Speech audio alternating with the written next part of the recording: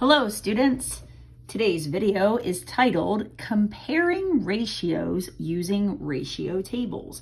And I have two examples that I think are going to be great to understand this concept. So let's get right into the first example. The first example has to do with the texting speeds of three girls. So we have Sarah, Lisa, and Penny. And they each have a table. And in those tables, you'll see that each row breaks down the number of minutes passed and how many words that girl has texted. So Sarah can text 150 words in 3 minutes. She can text 250 words in 5 minutes, etc. Lisa can do 90 words in 2 minutes, etc. And then you see Penny's breakdown as well. The question is, though, can you use these tables to figure out who can text the fastest? Like, how can I extrapolate that information from these tables? Well, it's pretty simple. What I like to do is take the smallest ratio that's currently on each table and break it down and see if we can reduce it even farther. So if you look at Sarah, the smallest ratio on this table right now is this 3 to 150. So I'm going to bring that down underneath her table. 3 to 150. 3 minutes to 150 words. And if you look at Lisa, it's going to be this 2 to 90. 2 to 90. And finally, for Penny, smallest ratio on the table is 3 to 120.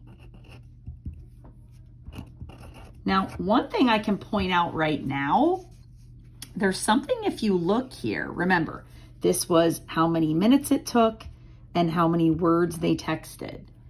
Minutes it took, words they texted, minutes it took, words it texted.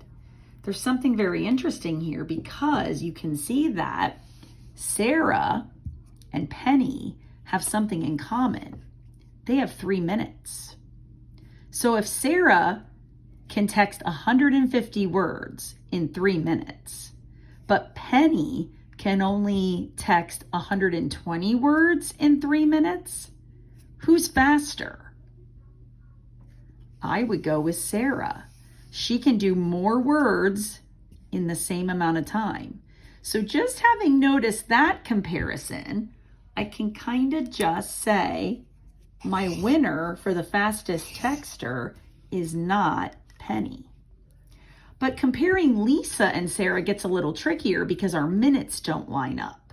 So what we'll have to do to break it down between these two is see if we can reduce our ratios down to 1 minute. How many words can each girl text in 1 minute per one? So if I look at Sarah, if I divide by 3 divided by 3, that's going to give me 1 minute.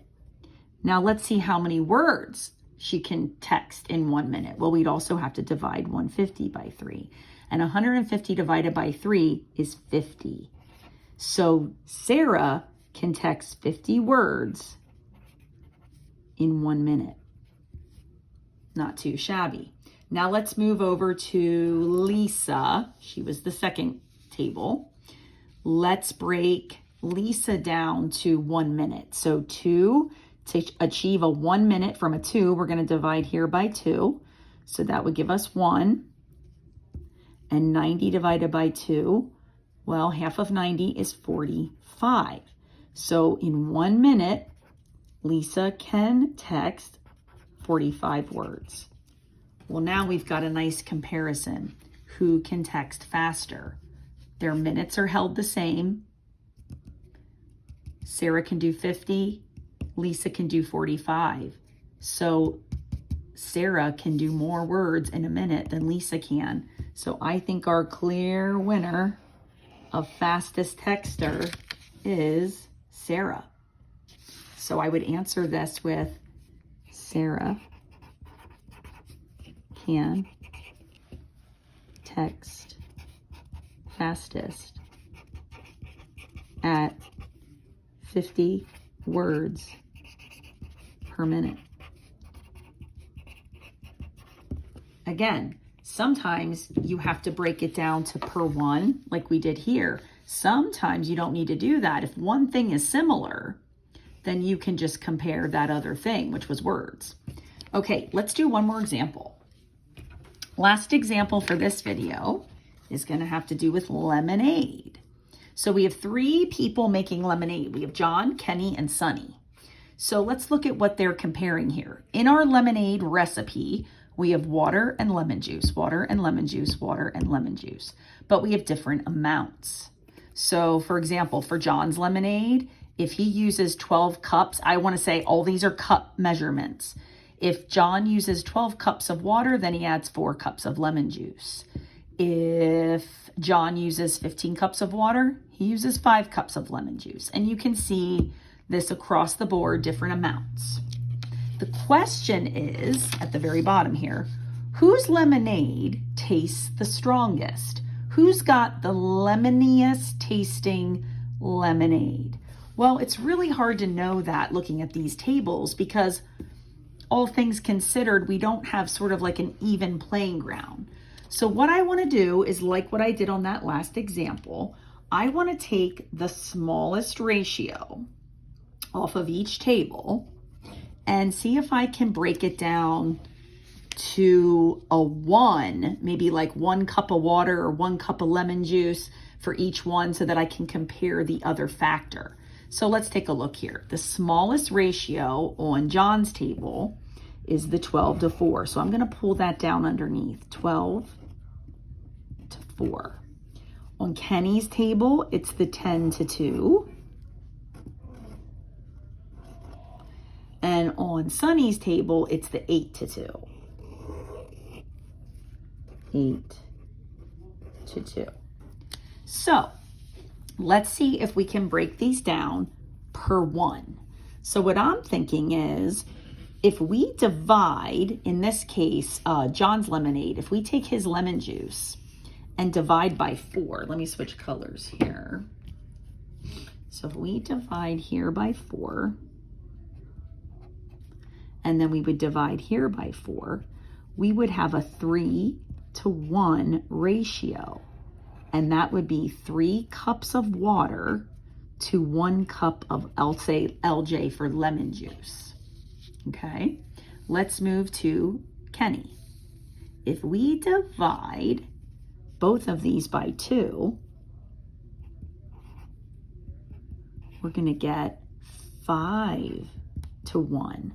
So Kenny uses 5 cups of water for 1 cup of lemon juice.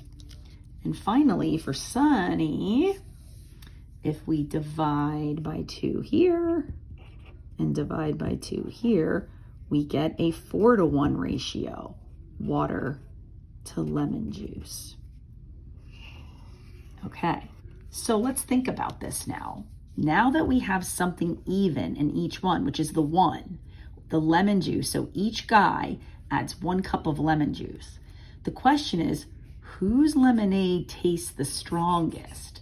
Well, think about it. We got to think about this for a second. Will lemonade taste stronger if you have less water or more water? Think about that for a second. They all have the same lemon. So whose will taste stronger? The guy that's got less water or the most water? Well, I hope you're thinking that more water will dilute the lemon juice and more water will kind of take away the lemony taste. So I think it's over here, John. John puts in less water to his 1 cup of lemon juice. So I believe John's will taste the strongest. John's lemonade is strongest because he uses the least amount of water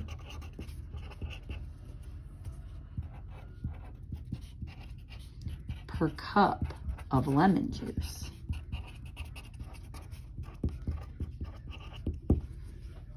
Okay.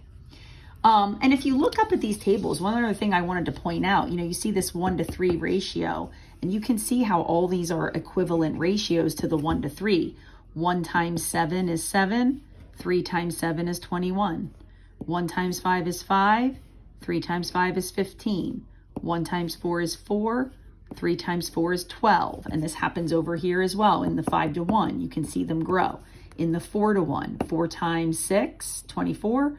1 times 6, 6. So these are all tables of equivalent ratios. One last thing to point out, which I think is kind of interesting, is that maybe we could have seen some things up in here before we started reducing. For example, check this out. I'm not sure if I left this up on the screen long for you to check this out, but look at this one. And look at this one. What's the same in both? Well, it's the 15 cups of water. So 15 cups of water held equally. Who's got more lemon juice? Let me get his name back here. John does.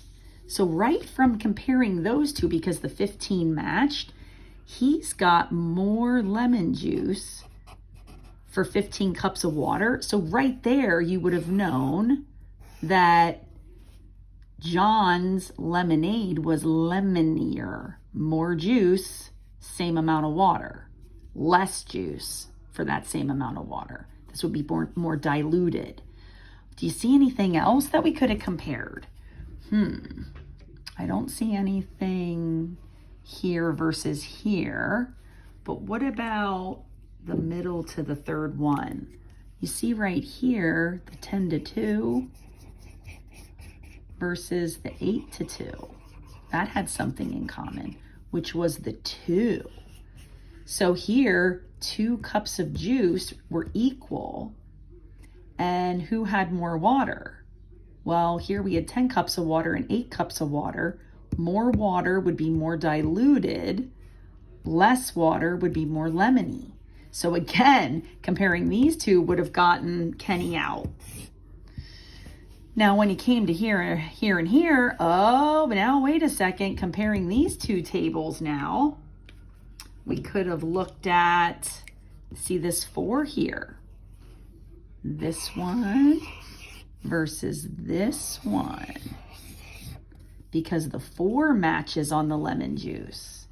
So let's see, if each person had 4 cups of lemon juice in their recipe, Sonny had way more water than John. So again, lemon juice the same, the one with less water would have been more lemony. So John would have won, hands down, even if we would have competed just on this table. John would have won. That's a little bit more work looking around for all those comparisons that may match. I think maybe just breaking them all down to a ratio with a common number, like a 1, makes that comparison maybe a little bit faster, but you'll have to decide that for yourself. All right, thanks for watching and happy trails to you.